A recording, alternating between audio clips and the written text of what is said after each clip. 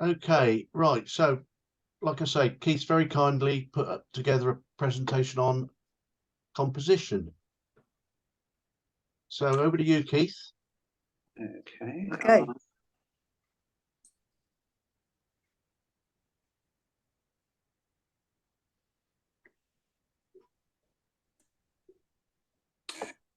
Right. Okay. Okay. Can everyone see that? Okay. Yeah. Yeah. Yeah. Right. Okay. Well, I've heard club members say they're not very creative. It seems many of us are retired engineers, scientists, software developers, people at the practical end who feel they lack artistic spark, that they can only make photos in a literal, not a creative way. I've been a research scientist myself. I'm sure you're aware I've got a very rigid analytic mind, so I totally get that. I totally sympathize. It's not easy for the likes of us. But I come to think that even if we all start in different places and artistry comes more readily to some folk than others, we can all learn, we can all improve. Hence this talk on making better photos. 3 words in the title are chosen deliberately, as you'd expect from a scientist. Better, not perfect, learning, trying to do better. Photos, not competition winners, because I think photography is far more than a competition. Possibly some of the tips may help some of you win something, but that's not the aim. Some of the images I show would not necessarily win club or league events. And some of the things I say may actually contradict what a judge would say. And then making rather than taking, because I agree with the late, great Ansel Adams, who said, you don't take a photograph, you make it. I think there is a distinction, and I hope that will become clear as the evening progresses. Now, Adams also said there are no rules for good photographs, there are only good photographs. While another world-renowned photographer, Bill Brandt, exhibited in all great galleries, also said no rules. And that's a nice place to start. In club life, we're offered lots of rules, aren't we? And it's very easy to find them on the internet. Here's a typical list, and I think the items are pretty familiar. Things like fill the frame, crop tightly. We've heard a lot about that, haven't we, in our time with the Camera Club. Put your subject on the thirds, another club favorite. And in the same vein, don't put the horizon dead center, put it up or down a bit. Don't cut people off at the knees, use leading lines. Watch out for the background and distractions.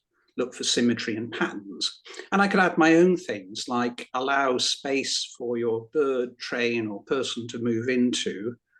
Get your subject to look into the picture, not out of it. Have 3 items in your photo, don't have 2 or 4. Make your verticals vertical. And at all times, ensure there's detail in the shadows and highlights. Don't, and I stress don't, blow the highlights or block the shadows. Rules like these are considered a kind of, I suppose, a kind of passport to good photography. Judges love them. You hear a lot about them in camera clubs. And it certainly makes life easy for nerdy scientists like me if we've got a cookbook. Just do this and you'll be fine. But if you think about it hard enough, some of these rules conflict with one another. You can't both fill the frame and put your subject on the thirds, for example. You can't fill the frame but allow space for leading lines. Symmetry and rule of thirds don't kind of sit well together. More important, less pedantic, is that many successful images get by while ignoring the rules. Here are highly acclaimed portraits that cut off parts of the head, iconic photos where the subject looks out of the frame, not into it. This photo won Fine Art Photographer of the Year in the International Photo Awards 2021. And far from filling the frame, the subject is tiny. Yet, for me, I don't know about you, but for me, it really works. I love it. So is it fill the frame or don't fill the frame? Block shadows, clipped highlights, another case in point. It may be blasphemy to say this out loud. Judges, please cover your ears. But I don't believe we should worry about these quite as much as we do.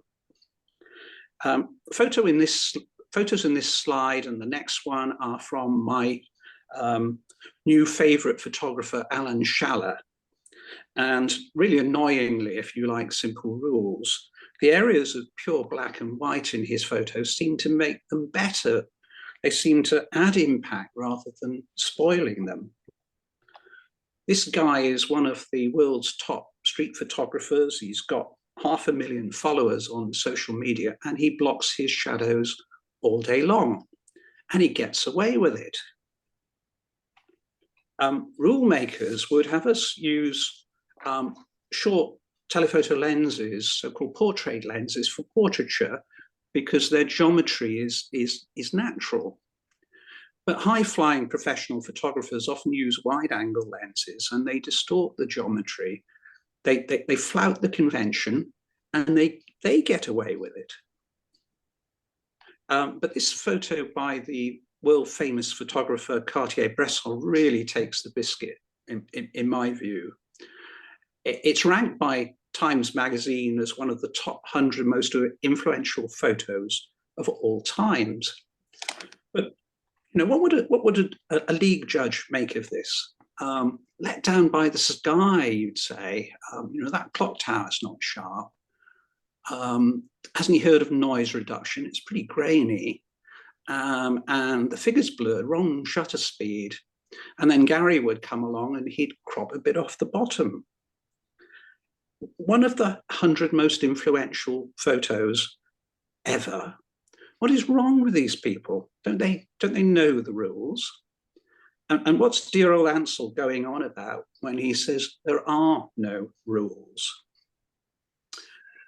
Well, a thoughtful RPS talk by a lady called Caroline Priest helped me to get my head around this.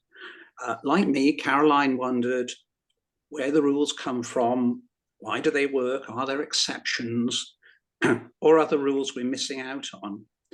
Like me, she didn't like to take things too much for granted. So she read around the subject and she came up with some excellent material, including stuff by the husband and wife team, Josh and Ellen Anon, and a prolific Canadian educator, David Duchemin, who you'll hear from shortly. Of course, this sparked my interest. I read around the subject and found other names in the field. And these sources are rather refreshing because they focus not on the how of photography. There's an awful lot of that out there, not on the how, but on the why. What the goals are, what the mindset of a photographer should be, and from that, how the rules simply slot into a wider framework. And the core idea, their core idea is to think of photography as a language, a kind of visual language, a way in which we communicate. Communicate what? Well, it could be an idea, a concept, a story, an emotion, a feeling, a sense of wonderment or awe or mystery. It might be, look at this, how amazing is nature, or how sad or funny is that, or this makes me feel nostalgic. That's really up to the photographer, but communicating by visual means. That communication has to be received by viewers, by you and me. But we're in a world with billions of images. Why should I care about your image? Given all the calls on our attention, that communication has to be spot on. to have impact, it has to make a connection with the viewer, to engage them, to interest them in some way. Ideally, it would move them like we can be moved by great books or great music or great films. So this way of thinking then really revolves around two things: the subject and its expression, or how it comes across. What is your photograph about? What do you want me, the viewer, to take from it? And have you managed to get your point across in the best possible way, in the clearest, most interesting way? Now, in written and spoken language, a lot of stuff is not communicated well. It's muddled. In the visual language, our job as creative photographers is first to be absolutely clear what we want to convey, and then to express it as clearly and as powerfully as we can in ways that connect with viewers. That's what making great photos boils down to. It's not easy, but it's the holy grail. Now, in written and spoken language and in music, we've got obvious building blocks, words, sentences, paragraphs, notes, chords, and so on. We've got grammar, syntax, punctuations, expressions of speech, and so on. We write a play or a piece of music, and there are plots or scores, and there are rules of composition. And photography has its rules of composition. It's a visual, not a written language, but it's the same idea. In all these examples, the rules are basically tools we can pick from, if we want to improve communication, ways of engaging that are known to go down well with audiences. But viewers of photographs can be engaged by things other than the rule of thirds. A stonking good subject is a case in point. Think of a recent picture of a kingfisher with a bird in its mouth. Think of a great action shot. We can be engaged by human interest, by emotional subjects, by beauty. We recognize and we respond to shape and pattern. We like good stories. We all like a good puzzle. And our eyes get drawn to stuff that's sharp and colorful or bright, strong in contrast. Bottom line then, no one is saying the rules of photography don't matter, far from it. For sure, rule of thirds is one way of engaging viewers, and it's an easy method to follow. But it's not the only way to make a better photo. There are actually many, many options, and that list on the left-hand side is not by no means a complete list.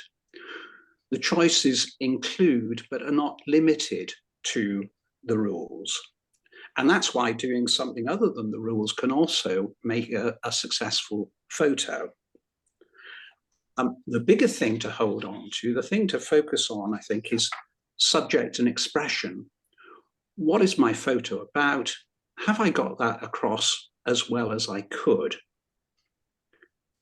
Okay, with Peter's help now, I'd like to play you a short video by David Duchemin.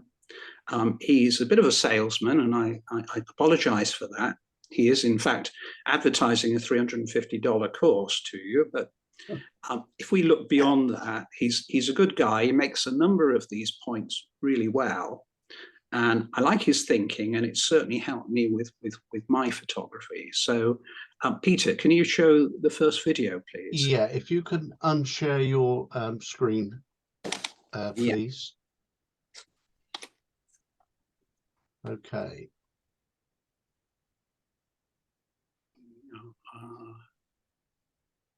Can I pause sharing? Oh, yes. Stop sharing. Yeah. Okay. Lovely, Tart.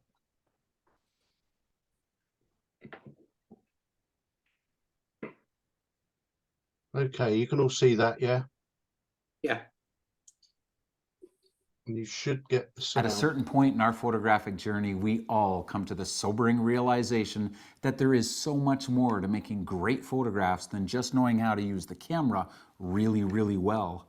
that combined with our craft, it is our use of the visual language or composition that is responsible for the best photographs. So because composition is something that can be learned, I want to give you 3 ideas, 3 steps you can take right now to begin improving your compositions. And while this is totally actionable stuff you can do, I'm going to talk about it in terms of how we think. Because if we can change the way we think, we can change the way we make photographs. That's where it begins. All right, here we go. Thing number 1. Begin to think in terms of the heart of the photograph. Ask yourself what one thing the photograph is about and how it will connect to someone looking at your photograph. What is the emotional core? I wonder if a lot of our photographs fail simply because they don't have a heart. Or they do, but it's way too spread out around the image. It's like you're saying, look at this, and we're all trying really hard, but you haven't made specific choices to isolate that one thing and make it as strong as possible. I know we all love photographs, but they can only do so much. They can only carry so much information before they just fall apart for lack of impact. I'm not sure the usual wisdom of fill the frame is really great advice because like most platitudes, it gets misunderstood as saying something it's not. I would rather teach people just to really maximize one thing, one feeling or mood, one story, one juxtaposition or gesture. Figure that out and then eliminate everything that is not that or doesn't help to express that. Here are 2 examples. In this image from Venice, the heart of the image for me was the contrast between the man outside and the man inside. Every decision I made had to support that. That's why the frame is divided. It's why I used a wide lens. That's why I stood where I did and moved my point of view to exclude everything else. And in part, it's why I made the choices I did in Lightroom, warming the left slightly and cooling the right. In this image, it was the figure in the beam of light that mattered and the contrast with the smoke in the sky that determined my exposure and my choices about what to leave in and leave out, or which moment to choose. Figure out what the heart of your image is and you'll be much closer to being able to make decisions about how to best show that in the final photograph. Okay, thing number 2 you can do to immediately begin making stronger compositions. Think in terms of energy. The eye gets pulled around a photograph, but do you know how? Are you aware of it? We respond to visually energetic photographs. It's not the only way to make a great image, but it's a good start. And we have so much control over the elements in the frame in order to create or control that energy. We can make lines more energetic by moving our perspective and making them diagonal instead of straight. We can position elements so they fall along the primary diagonal of the image from top left to bottom right instead of more horizontally. Horizontal lines are great for a lot of things, but creating a feeling of visual energy isn't one of them. You can start playing with wide-angle lenses too because they exaggerate the energy of diagonal lines, especially if you get in nice and close. Your use of color can bring energy to an image as well, and the opposite of all of this is also true. If you want really serene images that give us a powerful sense of calm, then minimizing the elements I've discussed can do that. Begin to ask yourself, how can I give this photograph more or less energy? Often it's just moving in a little or to the left or the right. If I could get photographers to move more, to explore the scene before they hunker down with their tripods, they would see immediate changes in their images. Begin composing with energy in mind, asking yourself, how can I make this more dynamic in terms of my lines, is a great move forward toward more compelling compositions. And finally, thing number 3 is this. Put down the latest Nikon or Fuji catalog for a while and pick up a book of photographs. The best way to learn to make better, stronger, more compelling compositions is to study better, stronger, more compelling photographs.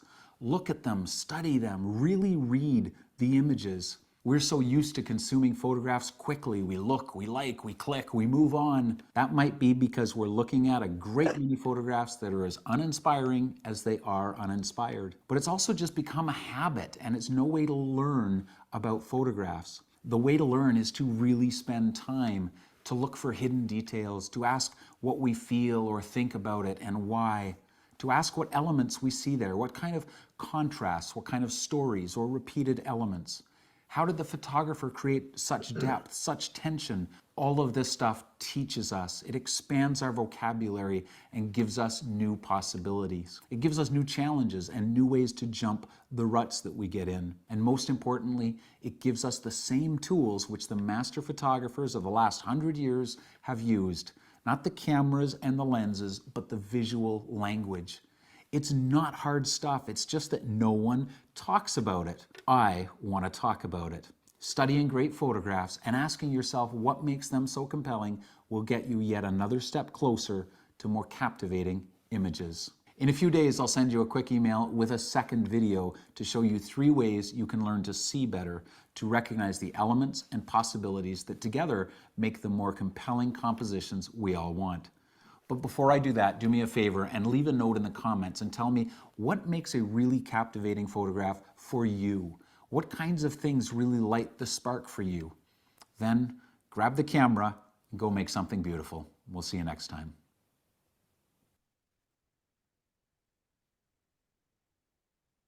Right, Keith, back to you. Right.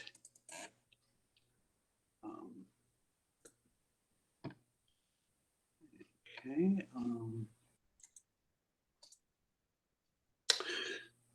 So that's David Duchemin.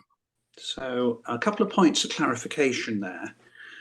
He talks about one main thing, and you might wonder where that leaves a landscape photograph. Well, sometimes the whole view can be the main thing if it's good enough. And similarly, some photos can carry a few things, providing they go together well and complement one another. So it doesn't have to be only one thing, but having too many things risks confusion. So when Peter or Gary talk about there being nowhere for the eye to rest in a photo, they're really flagging up that what the photographer wants us to look at is not clear. Duchemin in that video, he talked about putting energy into your photos, and I've found the terminology in the area varies a bit. Some educators talk about visual intensity, visual pattern making, but I think they all mean the same thing. I think they mean visual ingredients, stuff that connects with viewers, directs the eye, has visual appeal, and offers simple messaging. Now, it's been explained to me that if you put energy into your photos, it's a Goldilocks thing. You don't want to have too little, you don't want to have too much. It has to be just right. And the analogy is this one. Imagine that these are notes in a piece of music, and on the left-hand side, someone is playing the same note over and over and over again. That's boring, and you wouldn't listen for very long. On the right-hand side, we've now got 5 pieces of music going on, all with the volume turned up high, and that's not music, that's noise. We all need something in between, not too dull, some variety, not just noise. Well, photos are the same. Too little visual interest and the photo will be dull. Too much and it would be overwhelming, too busy, as the judges would tell you. So an appealing image is often one that strikes a balance in between. I can't count the number of times I photographed flower beds, and I've ended up with a photo like this, which doesn't please me at all. And I think it's because it's way too busy. There's nowhere for the eye to rest. There's just too much going on. So then I fall back on a photo like this, and I feel much happier about it. This is still quite a sort of visually intense, energetic photo. Subject's big in the frame, it's very colorful, it's sharp, it's got detail. But the high visual energy in the subject is offset by low visual energy in the sort of muted plain background. And also here, there's only one thing for me to get my head around. It's very clear what to look at. So considering Duchemin's second suggestion in that video to put energy into your images, yes, I absolutely do that, but be careful not too much. Not too many subjects, not too many support elements. Less is often more. Okay, at this stage, I'm just going to take up Duchemin's third suggestion in his video and work through a few decent photos, reflecting on why and how they communicate to us. So my flower photo is following a well-known formula, actually the best-known rule of photography to fill the frame, as does this stock photo, and this photo, which is one I've shown the club before. And filling the frame works on essentially three levels. Firstly, no one can be in any doubt what the subject is in this photo, or the previous ones. Secondly, distractions, things that are not to do with the subject, are excluded by definition. And thirdly, the approach makes for a visually energetic photo because the subject is up front, in your face. There's lots of detail, and as Duchemin said, energy in a photo often appeals. So fill the frame. I tend to think of this as, if you like, the low-hanging fruit of photography. It's an easy technique to follow. It's an easy win. So if in doubt, fill the frame. The challenge is only to find something interesting to fill the frame with, and to make sure you get close enough and it's sharp. But otherwise, it's a good trick to have. Now, the opposite of filling the frame, not filling it, is a much harder trick to pull off. But here's an example. Why does this work? Well, the idea here is to emphasize the subject by contrasting it with nothing. The curving appears totally clear to us because it's the only thing in the photo. It's been put into empty or negative space deliberately. A long exposure has been used to strip the detail and texture everywhere else. So this subject screams out, "Look at me," not by being big in the frame or colorful, but by being the only show in town. It happens to have a nice leading shape, and that of course, that appeals too. This photo uses the same method. The subject is obviously the lighthouse in the bay.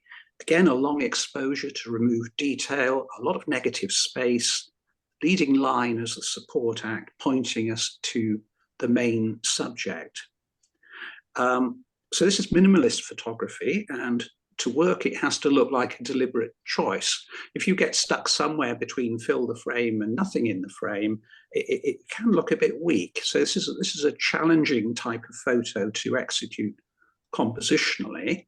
It's also one with a very different feel to it. There's low visual energy in this photo because so much of the frame is empty. And so this photo is moody and tranquil and calm, rather than the sort of high octane photographs you see when you adopt fill the frame as your plan. Then some straight rule of third photos. Why do they work? Well, it's really because if you're not filling the frame, putting the subject a bit off the center adds a bit of visual interest or energy to the image. These images are successful on several levels. One is simplicity, so it's very clear what the subject is. Secondly, you have that extra bit of visual energy from putting the subject off center. Thirdly, you've got contrast that silhouettes against a light background. And fourthly, a simple color palette. So we all like oranges, we like warmth, and that's why we like photos of sunsets. Here, the church is placed on the thirds, yes, but it's also emphasized by its reflection. So we have an element of symmetry. The eye will appreciate that. And the sky behind the church is lighter. So that helps to draw the eye to the right part of the photo. In this photo, the tree is emphasized, yes, by putting it on the thirds, but even more strongly by the curved line in the sand and the waves in the sand which lead our eye to that curved edge. Another set of brilliant photos by Alan Schaller, and the subject here is clear because it's a single human figure. And the eye gets drawn like a magnet to human interest. Notice that in each case, the person is placed in a bright area of the photo, and that in two of the images, the area of interest has a frame around it, a frame within a frame. So several visual elements combining nicely to showcase a clear subject. Then we have this Getty image from BBC News, an item on people not coping with the high cost of living. So here we have a professional at work, and I want you to notice how well the photo matches the caption. Why is that? Well, we can see it's a young, vulnerable woman with a worried look. We can see she's a shopper. The background is blurred, but we know it's the shelves of a supermarket. She's identified as the main subject because she's central in the frame, and she's the only she and the trolley are sharp. The blurred shelves give you leading lines, and the leading lines lead to her. And the blurring, in fact, is compatible with the story. It hints at a sort of mental state where the surroundings are all a mental blur. This picture is less saturated than many that the BBC website carries, but she looks quite a sickly colour, doesn't she? So that's how a professional goes about it. The posing of the model, the choice of the focal length and aperture, the post-processing, editing, all chosen with the deliberate intention of telling you that story in the caption. Sometimes it's easy to engage viewers just with leading lines, especially if they lead somewhere to the figure on the left or the hands on the right. Notice the simplicity of these photos, just the subject and the leading lines. You don't need anything else, not even color. Leading lines are another really easy win. I use them a lot in my photography. It's usually said that these lines need to lead somewhere, and that tends to be a rule, but it's not mandatory. Here, the leading lines and the building are the subject in themselves, whereas here, that's the more classical leading line picture, where everything leads to the chapel on the hill. And all I had to do really was just to accentuate those lines a little bit in the editing. And a final example in which the light on the sand leads to the causeway, which leads to the main subject, which is in a patch of colour and light. Sometimes it's the juxtaposition of a few elements that tells a story. I would guess that the man in the foreground is the main player here, and the guy in the background is the support act. Why do I say this? Well, the one in the foreground is bigger, he's lighter, he's looking at us, whereas the other one is looking out of frame, and he's in our space, whereas the other one is behind a barrier. But they're both performing a similar action, and that's what makes this picture a bit quirky, a bit interesting. Here's a wonderful juxtaposition, I think, between the giant bear seemingly hitting his head in despair against a brick wall and the faded glory of the Citizens Advice Bureau with its peeling letters. A really clever, amusing photo. bear is on the thirds, yes, but that's not what makes it, is it? It's the clever juxtaposition of visual elements to tell us a story which we can understand. Here's an image that follows Duchemin's suggestion to put energy into your photos.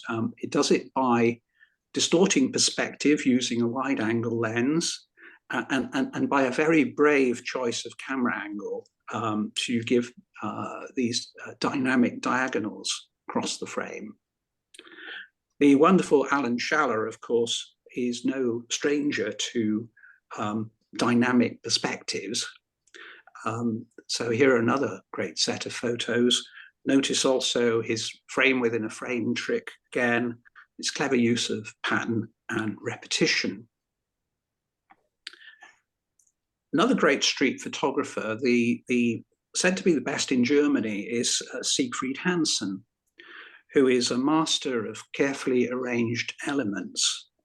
This photo really amazes me, actually, as I look at it. Black and white stripes, symmetrical blocks of 3 whites and 3 blacks on each post, 3 patches of yellow in a mono photo. The figure is actually mono. The leading lines are zebra crossings leading to the figure. You could look at this picture a long time, I think. It's so clever. And here, 3 sailors' hats, 3 sailors with 3 white hats to match the white hubcap of the bus, and a visual match between the stripes on the bus and the sailor's uniform. Superb use of the rule of 3s. Now, an interesting one here, why does the top portrait work when it cuts off half the face? Well, I think partly because it cuts off half the face. That's unexpected and it's dynamic.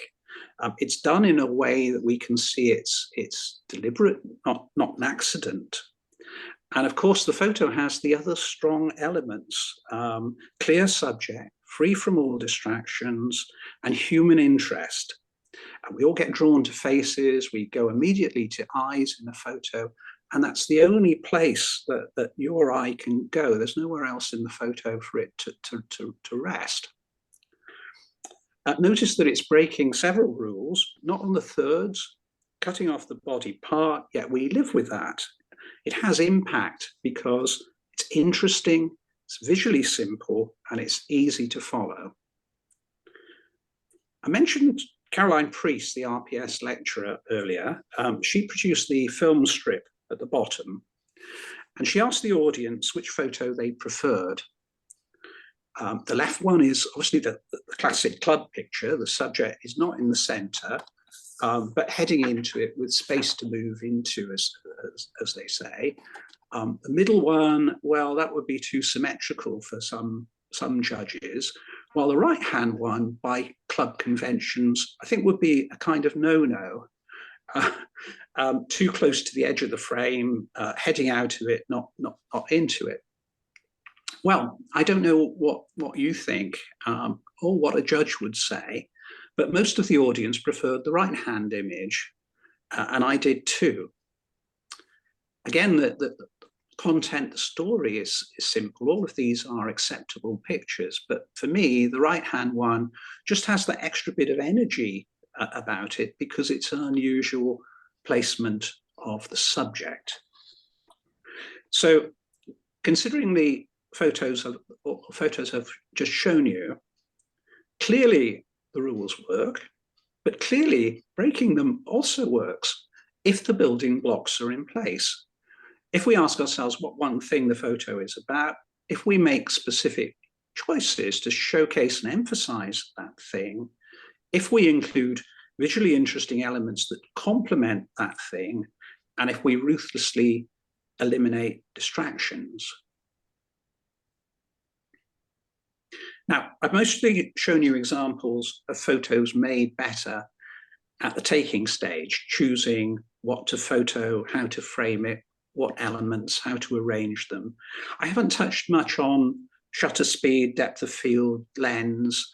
Perhaps that's a talk for another day, but those things can be used by a skilled photographer to lend emphasis or remove distractions, tell the story that you want to tell.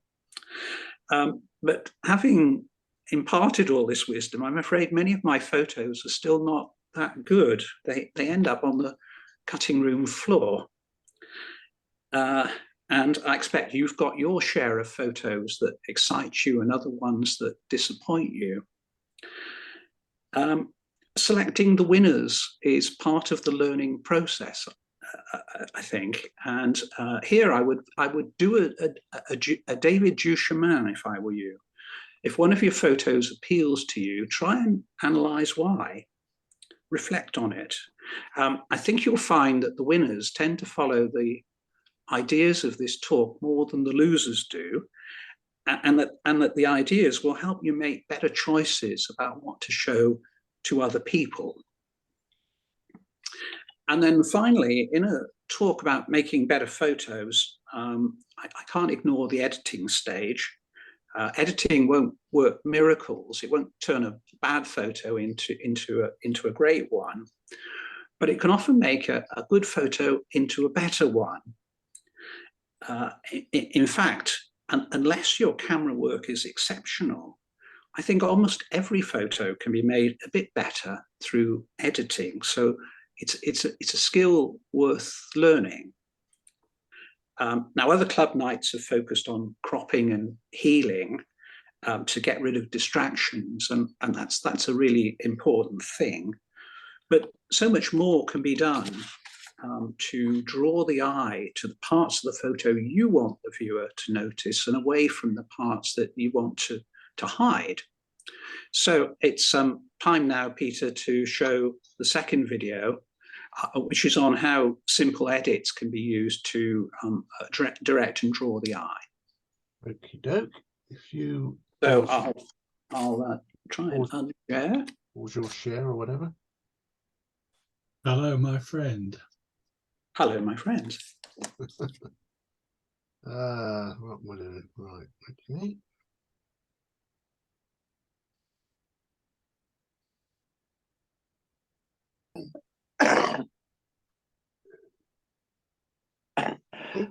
Right, okay.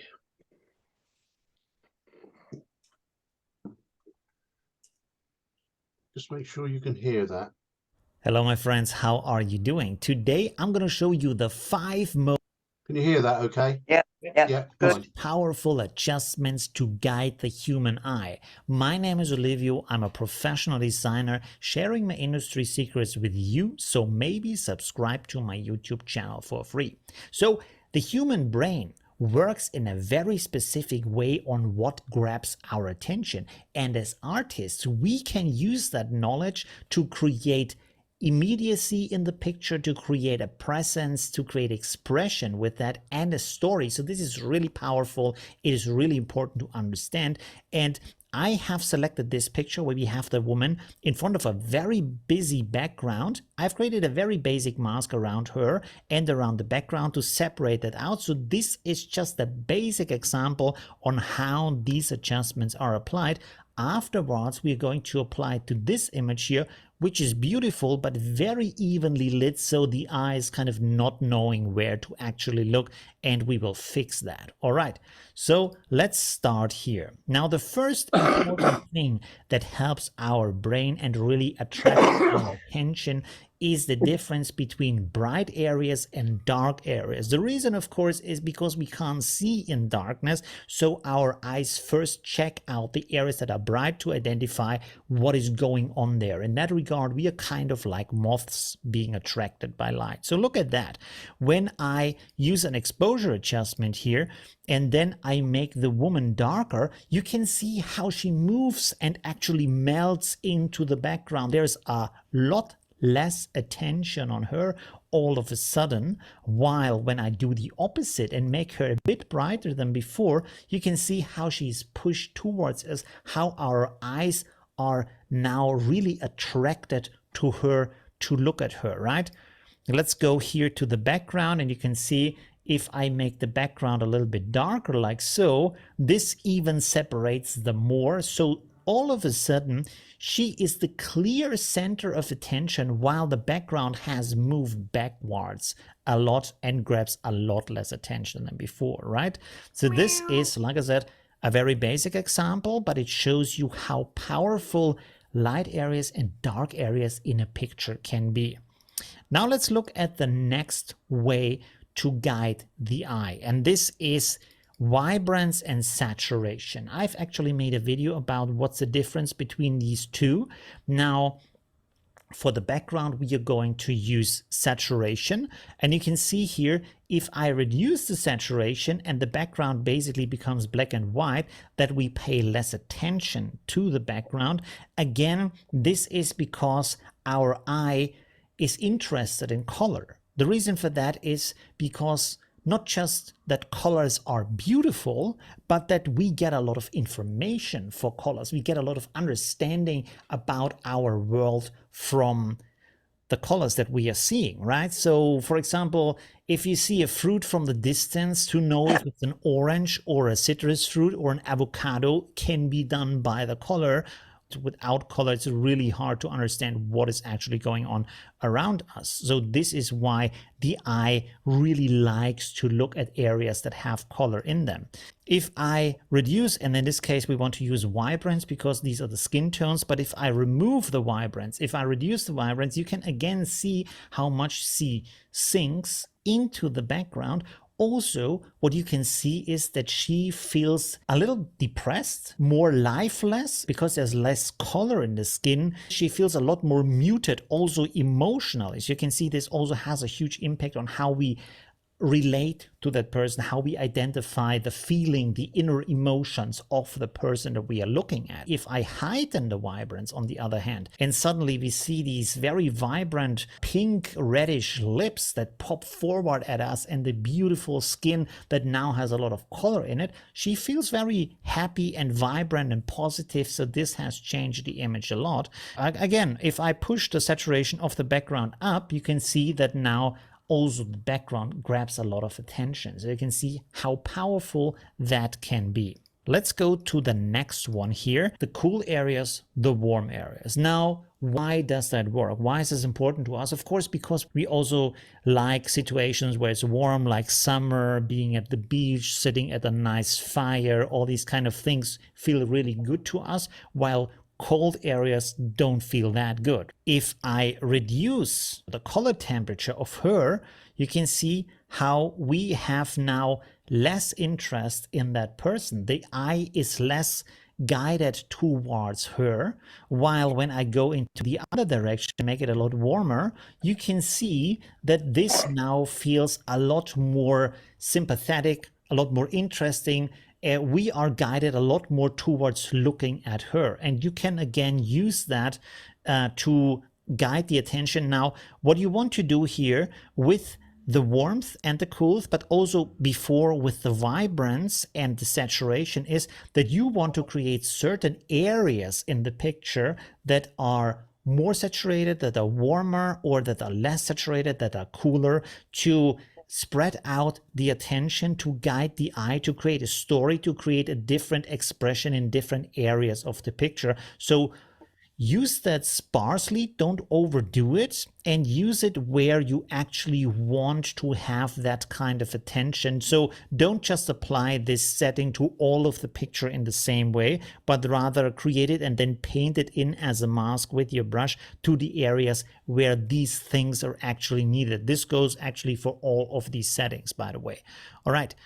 Let's go to the next one. This is also really interesting, and this is kind of a surprise. You might not know that, but contrast is really interesting to our eyes. Now, why is that the case? Well, because contrast creates patterns, it creates more information in the picture that we can look at, that we can easily identify. I will reduce her contrast in the picture, and you can see when I do that, again, she becomes less interesting to look at. And you can see here that when I heighten the contrast, it becomes more interesting to look at her. Again, we can also do this to the background. Let's reduce the contrast of the background. You can see how, boom, it's almost gone, right?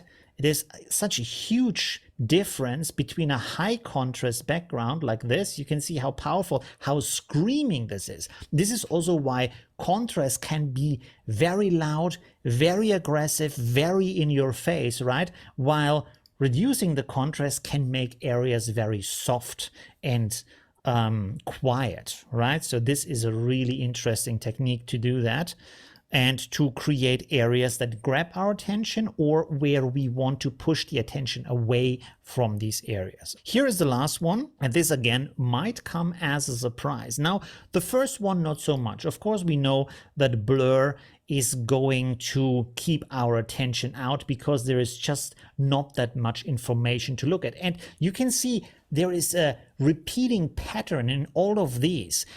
The more information we can get from an area, the more our eye is attracted to that area. So you can see here, if I make the background a lot more blurry, there is just not anything to look at anymore. So we kind of ignore that area and we just look at her at that moment. But here is the really interesting thing. Look at her. Right now, she's a little bit soft, a little bit blurry.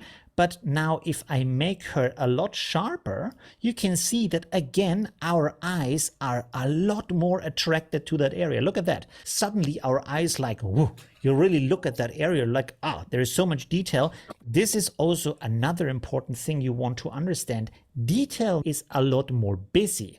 It's a lot more irritating. So again, you want to only use that sparsely in areas where it is needed, because for example, if you have a background which would also be very sharp, there is so much going on, there's so much information in there that the eye is just overwhelmed by it. So this is why you want to have areas that are rather sharp and then other areas that are either blurry or softer. So we can really guide our attention, focus our attention on the areas where we want to look at, and then have these areas filled with a lot more interesting information. Now, let's apply this to this picture here, right? So what we want to do here is I'm going to create, first of all, an exposure adjustment and then push this exposure adjustment up to see if this area over here looks good. So right now I'm feeling like that's okay, that's enough. Good. So this is the exposure adjustment.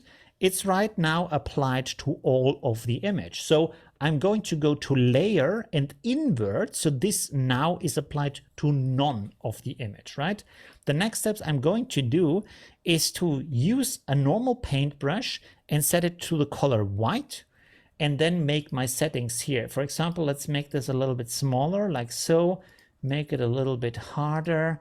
Opacity 52%, that seems to be okay. And then I can paint in this area here. Let's make this a little bit smaller still. And now make the opacity also stronger. And I'm going to paint in these areas here because I want them to be brighter, like so. Make it even smaller, just for this detail here. Let's go here. Yes, I want to have this bright, like so.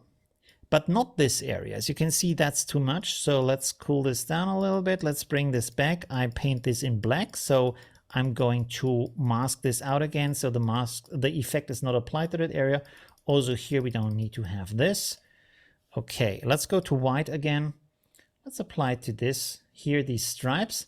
And then I also want to apply it up here to that area. So I'm going to click here once, hold shift, and then click here to create a straight line. Paint this in here a little bit, and then I will make my brush bigger like so, and paint in the rest here like so. That's good. Okay, make it a little bit smaller just to grab this detail over here in the corner like so. Okay, that's good. All right, let's make this area a little bit darker again. Don't want to have too much attention on that. All right, good. So now we have done this. What I want to do next is to have a little bit of a bigger brush like so, make it a lot softer, and then reduce the opacity. Let's go with 40% here. And then I'm going to paint in just the front of him. So I'm going to do this quick. You want to do more, you want to take more time with that, create this mask in a lot more detail. But you can see right now I'm brightening up his front where I feel like the light is falling from the gaming machine. like so. So I've created a mask for him for the foreground, right? And so you can see right now, just with this one mask, we have created a lot more attention on the left side of the image. Now on the right side here, I want to have less attention. Now we have this area here, which is cool, but it grabs way too much attention in here, and we don't need all that kind of information here. So I'm going to create a second adjustment for exposure. And I'm going to push this down to make it darker. This looks about right. Again, go to layer and then invert, so it's applied to nowhere. And then I will make my brush a lot bigger. Let's even make it even bigger, like so. Hardness sounds good, opacity too. Okay, and now I'm going to zoom out and just paint lightly on these areas here to make them darker. Okay, that's good. That feels about right. Okay, good. So you can see here now, I have made the right side darker and the left side brighter, but just the details of the left side, right? Okay, so now that we've created these masks, we can select them again by holding down Control and clicking on that area, on that layer, I mean. So now I have selected that again, and I can create, for example, a vibrance adjustment for this area and reduce the saturation a little bit in these darker areas, like so. As you can see, again, the attention is going away from that area, right? This is really interesting. Now let's again do this for the other side. Again, create here a vibrance adjustment. In this case, I want to use vibrance to push the right side a little bit. Let's see, and also use a little bit of saturation here. And you can see this gives us a little bit more attention on the right side. If you look at the monitor, the blue is a little bit more intensive, a little bit more powerful, playful, colorful, right? Okay, now again, create one for the right side here. So hold Control, click on this adjustment layer to again create this kind of selection. And this time I'm going to create a live layer for Gaussian blur, like so. Again, you can see here, this has the mask applied to that, and we can make that area a little bit more blurred. Let's click here on Preserve Alpha. Let's see, just a little bit. Let's go like this, that's okay. And again, let's go to the other side, create this kind of selection, and now we create an unsharp mask here. And I will make this area a little bit sharper here to give it a bit more information. Like so. All right, that's pretty good. You can see here, if I turn this on and off, it's just a slight change. If you zoom in, maybe you see it a little bit better. It's just a slight change, but it is important. So this is without, this is with it. It has a little bit more information in here. So you can see now, if we compare this to the original picture, this is the unchanged original. And here we have the edits applied to that, and you can see how much more attention now we have on the gaming station here and on the player. You can see, play around with that. I will link the image in the video description, and also on Patreon as one of my supporters, you can get the 2 files with all of the layers in them. Thank you very much for watching. See you in my next tutorial. Bye.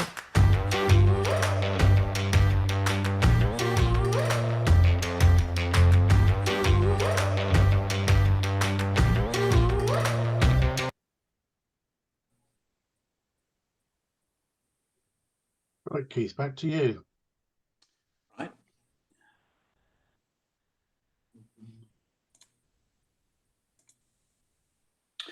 Okay, so now I'm aware that some of you are not very confident with editing software, and perhaps some of the things he did there went a bit too fast.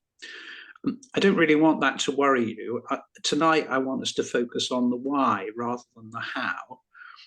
The how is quickly learned, and we can have another session on that another evening. It's the why that trips people up, because they don't think to do it. Yet it's not rocket science, and it's a surefire way to make your photos that little bit better. So I've been going on quite a long time, so I'm going to wrap up now.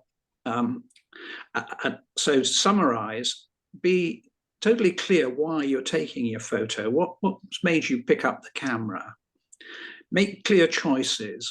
Be picky, one or a very few things. Use the rules or other visual elements to showcase that subject, add interest and connect with viewers. Again, be picky. And it's okay to break the rules if you want to. They're not sacrosanct like the 10 Commandments, but do it intentionally and do it with these ideas in mind. Think photography as a way of communicating. Think subject expression when you take photos, when you select them, and when you edit them. I think that's what Ansel Adams meant by this quote. Of course, if we do all this, we ordinary folk won't suddenly turn into the next Ansel Adams or the next Bill Brandt or the next Alan Schaller, or match the standards of David Duchemin, make great photos. That's not easy. But making better photos, the title of my talk, Making Better Photos, is not out of reach, even for people from a non-arts background. So be encouraged, please. We can all get better. And unless winning competitions is important to you, don't get too hung up on what judges say. They may give great advice, they may not. In any case, it's only one view, often a view based around a few rules taught them and maybe overlooking other possibilities. There's a wider world out there. Study the great photographers and learn to become your own judge. I think I'll stop there, Peter, and I'm happy to take any questions or comments that people may have. So I'll stop sharing for now. Okay, lovely. Well, I think that was really interesting, as I expected it to be. And thanks, Keith, very much for presenting that and putting that together. I hope it wasn't too complicated, Jackie. You're good. You're good. Is that snoring I can hear in the background? No, not at who's all. asleep? I'm glued. Has anybody got any questions for Keith? Yeah, has it started yet? One of your fan club there, Keith. He paid me to say it. Not much, I hope. No, it's very. It's a bit thought. Gives you a little bit of thought, doesn't it, about how we look at what we're doing, and why we're doing it. Isn't it great to have somebody to break it down for you in layman's terms instead of all this stuff that you don't understand? Yeah. Yeah, I don't know about the rest of you, but I can sit here thinking of images that I've got that from way back when that I could probably do a lot more with along those lines. So maybe it's worth revisiting all our catalogues to have a look. Yeah, that's not a bad idea, actually. I'm sure we've all got lots of photos we've taken that we've not really given enough thought to. Some of us do take quite a few that you don't always get round to looking at them properly. Right, yeah. One of the things that I found when I used to enter the competitions a lot way back in the day was that you look at a picture you've taken and you're quite taken with it. And there's a lot you can do if you become bored with that picture. So in my office, I used to stick up 3 or 4 potential images that I would be putting into a competition. And it was in front of me for 4 or 5 days. And it's amazing what you can find that's wrong or dissatisfying with an image, which originally you thought was very good. And with the online or the digital projection technique, it's so easy to take an image when you see it on the screen, nice and bright, and look at it and say, yeah, I'm happy with that. And then it doesn't do particularly well. And it's purely because you've not taken it apart. In your own head, you haven't taken it apart. So you look at other people's images and you find out what's wrong with it.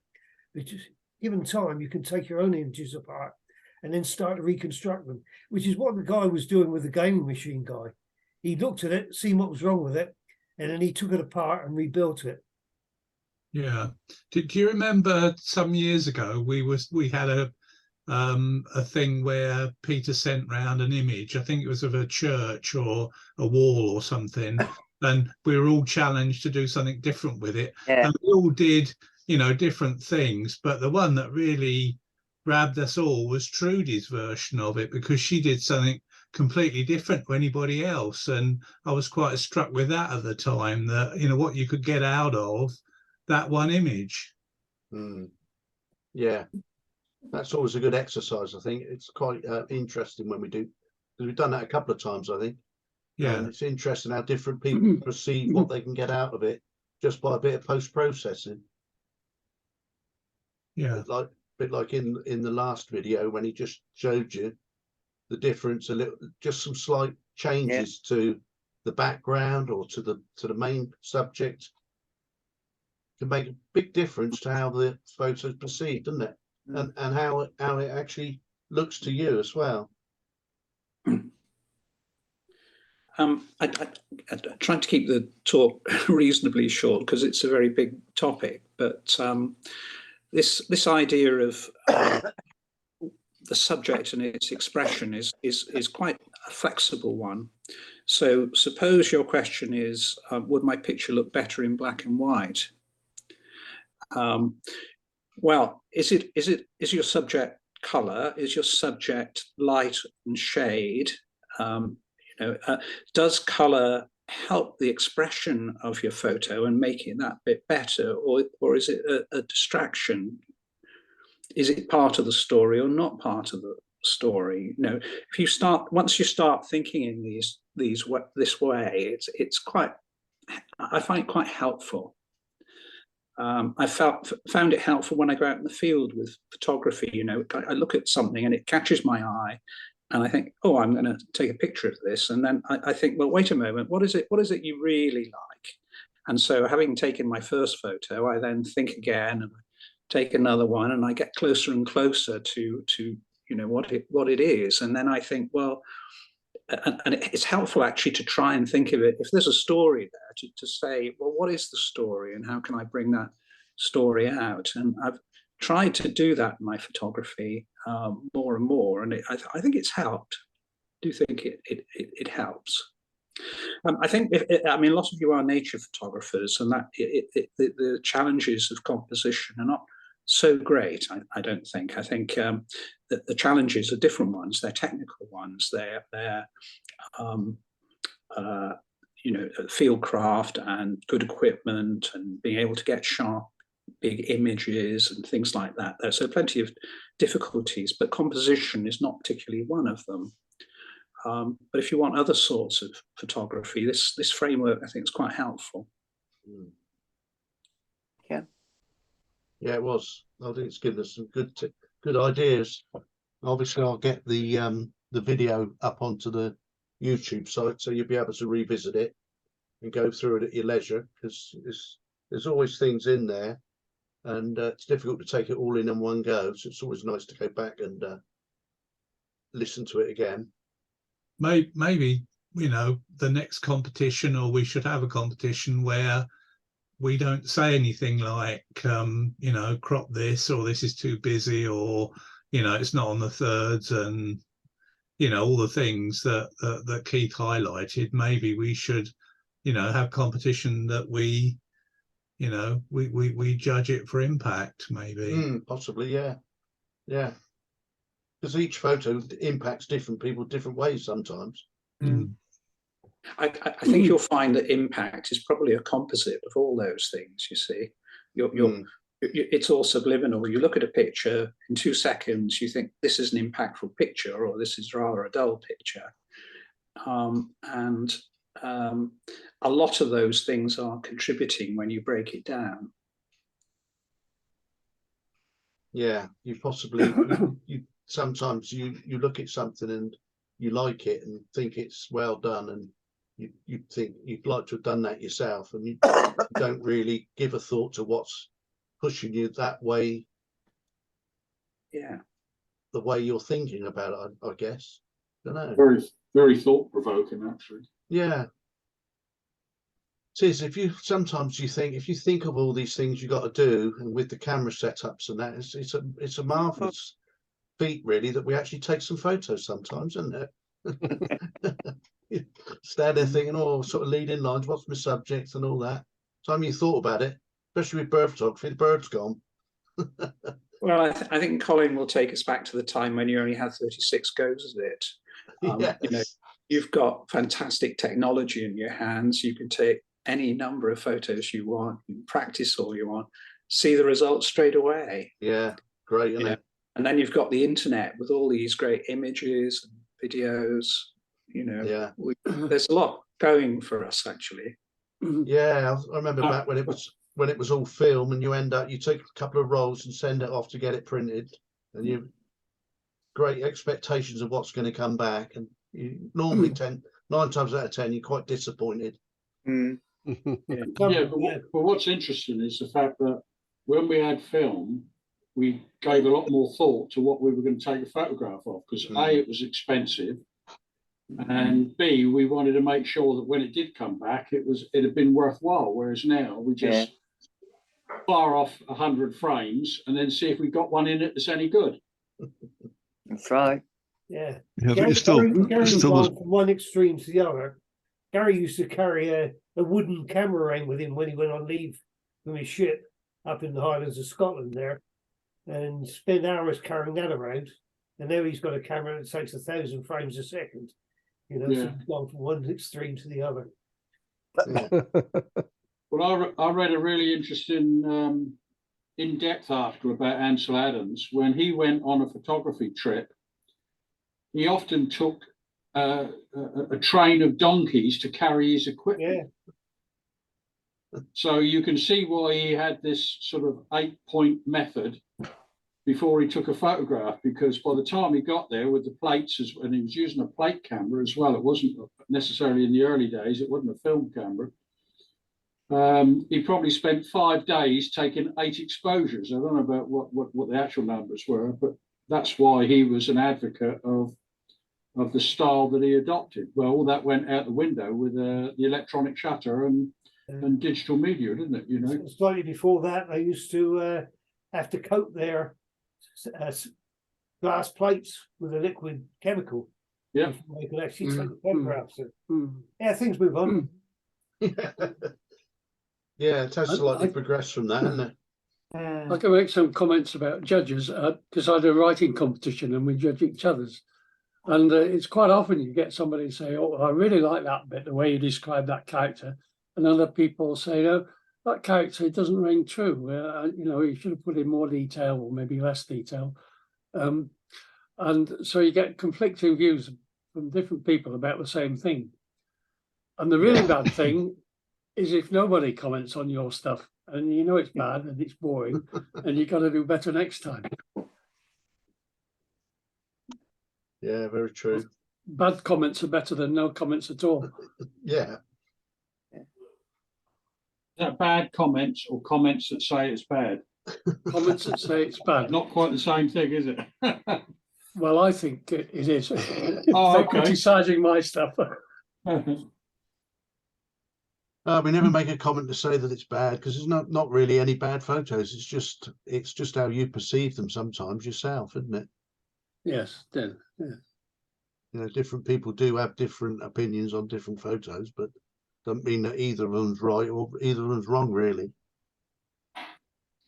Okay, anybody else got anything to talk about that? I'd like to thank Keith. That was one of the more, I was going to say more excellent, but you can't say that. That was one of the excellent presentations. Yeah, really it was very good.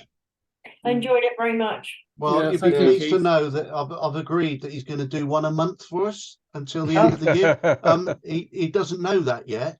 I was just going to say. No, I knew it would be good. They're always very good, Keith. They're excellent, and like I said at the beginning, there's always something you learn, and they're always interesting. Yeah. Well, Much appreciated. Thank you. Sometimes it helps me to get my thoughts together to present for you guys. Yes, That's true. nice thing to say, yeah. Yeah, but you're thinking about what you're going to put down. and So, I've been thinking about this business of, the rules of photography and whether you can do better and so on for some time. And putting a talk together, it kind of helps me to get my head around the sort of framework. Good. It makes you check to make sure that you're right as well, doesn't it? Yeah, Yeah. does that. Yeah, the most enjoyable thing I think about tonight's meeting has been the fact that Gary's sound's not working, so we can't hear what he's saying. You have to sort your microphone out, Gary. Next week, we can't use the hall next week. They've got the council's AG, I think it's their AGM. So the intention at the moment is to have a night out. I don't know if anybody's got anywhere that I've looked at the weather forecast. At this moment, it doesn't look too bad. But that I'll don't take mean my anything. umbrella anyway. Eh? I'll take my umbrella anyway. Well, yeah. I think what I'd might say is, should we go out next Wednesday night but we'll all sneak out Tuesday? Because if I mention an evening, the weather changes, doesn't it? Oh, yeah. No, so probably we'll have a night out next Tuesday. If when we get closer to the weekend, the forecast doesn't look too good, perhaps we'll do something over Zoom. But I'll obviously let everybody know. I don't know if there's anybody's got any thoughts on where they'd like to go next week. I did wonder about Leek Beach up in the evening. We haven't been down there for a couple of years. Yeah, that's nice, isn't it? Leek Yeah, Beach. well, it's always nice to get down to the seaside anyway, isn't it? Yeah. Or what about Winchester? Up and down the Winchester, get some nice, perhaps nighttime shots there. Sort of bit of street photography, and because there's bars and restaurants and what have you. Could do. I don't mind. Whatever everybody You've wants, Done that really. at Christmas, didn't we? You have done that before, haven't you? Recently. Yeah. Yeah. Okay. We'll have a little think about it, and I'll let everybody know at the weekend when I do the weekly update.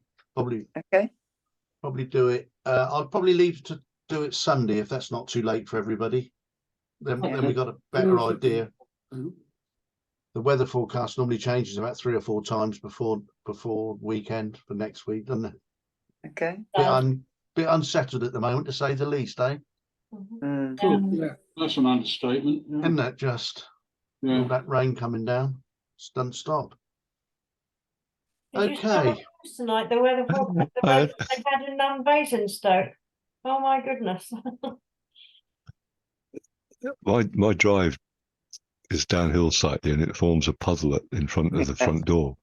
I had the Amazon delivery man say, "Oh, you need a boat," and I said, "No, I need some fish."